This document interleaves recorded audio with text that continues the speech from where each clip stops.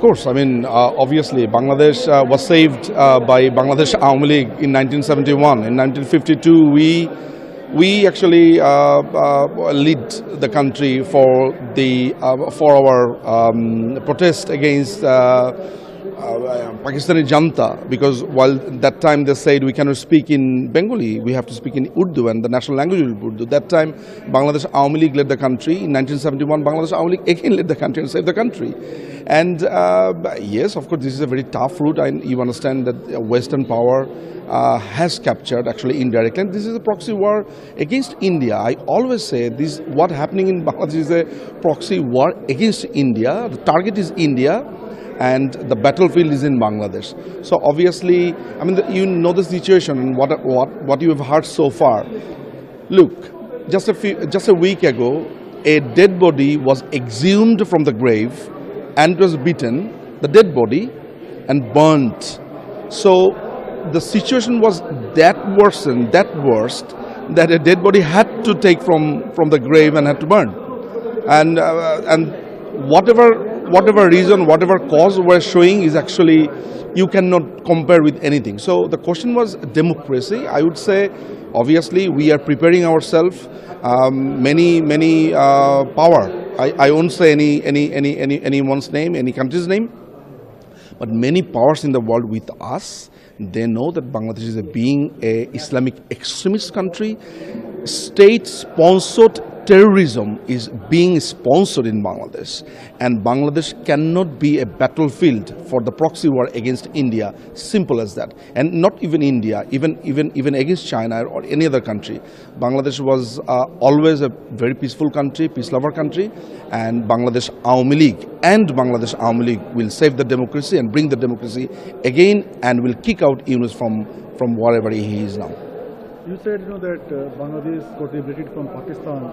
Yeah. You fought against Pakistan, the policies, the Urdu-speaking people. Yeah. But now the pictures are coming different. Yunus is meeting the Pakistani generals, and so. We said after the 1971 war, we said after the after 1975, when the father of the nation were killed, we said that war were not finished. It was an unfinished revolution. 1971. So this time we have got another chance to finish it completely. So obviously that time there were lots of people who fought for Pakistan, and they were not properly punished, that they were not properly tried in the court. So in Germany, there was a saying after the Second World War that late but not too late. This is the reason 100-year men were tried in the court for joining Hitler.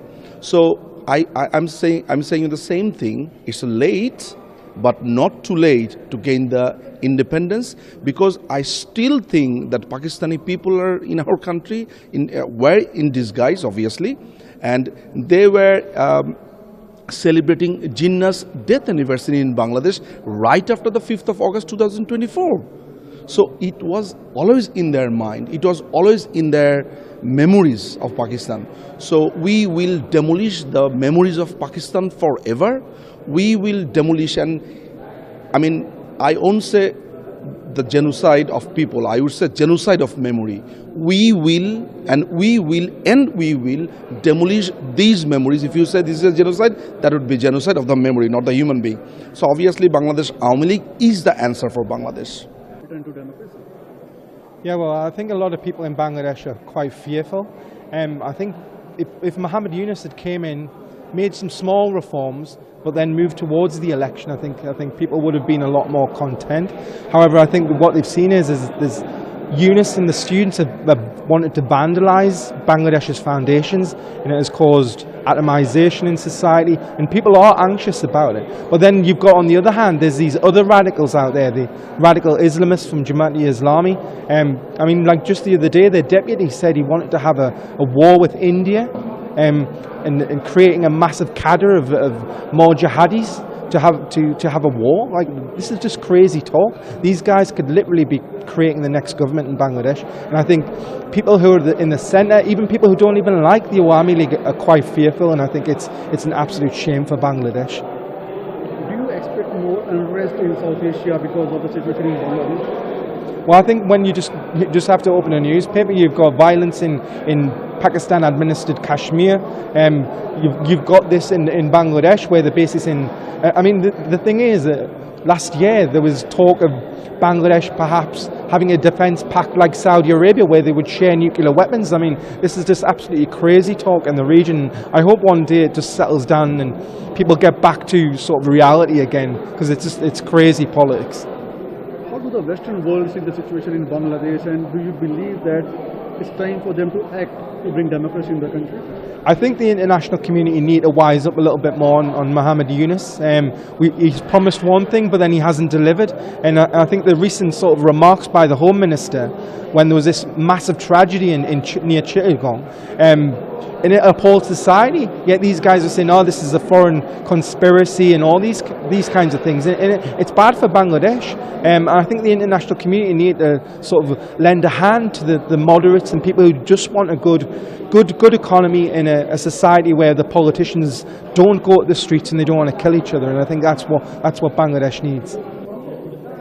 Human rights violation in Bangladesh at its highest level in last 54 years. All sort of population. It's not only the minorities. They are tortured, no doubt about that. Even the Ahmadiyya people are getting tortured. Hindu, Muslim, Christian, nobody is spared over the last 14 months. As you know that more than 2,500 cases has been documented of torture. About more than 30 people has been killed, minorities. And as one of the report from Global Center for Democratic Governance, they said that at least 637 people were killed by mob lynching. So this is the scenario. Hundreds and thousands of houses been set, burned, looted, vandalized. At the moment, they are trying to do a fraud election, comprises of few parties and banning other popular parties. So Bangladesh needs to get back democracy, rule of law and justice. That's what we are fighting for. So what support are you seeking, from the international community, and do you believe that the world is ready to listen to Bangladesh views? I don't believe that the world is ready to listen to Bangladesh, because one of the report came from the Human Rights Commission on February 12th. That is the report. They mentioned that was not maintained their editorial policy as a UN standard. If they cannot maintain their standard, why they published this report? And it was a biased report. We are going to rebuttal it, and we want to show them that they have mentioned the reports is not correct. We listened to one of the recent interviews of Muhammad Yunus, where he says, that there are no attacks on minorities, and the world media is showing the fake news. He is a sweet talker. He will say something in the Western world, he will say something opposite in Bangladesh. Whatever he see in the morning, he cannot remember. He forget in the evening and says something different. So do not trust him. Do you believe that minorities in Bangladesh are safe now? If the 2,500 attacks happen over the 12 months, how are they safe? They are not. If not only the minorities, the people they created, the interim government created an environment of fear. Everybody is scared to speak up. That's the problem at the moment. Some of the allegations that were made in Bangladesh, we categorically reject these false and baseless allegations. The interim government of Bangladesh, as you are aware, and we've spoken about it on several occasions, is unable to maintain law and order situation in the country, and has this habit of routinely trying to shift the blame elsewhere. It would do well for them to introspect and conduct serious investigations into the action of local extremists committing violence, arson and land grab against the minority communities in the Chittagong Hill Tract.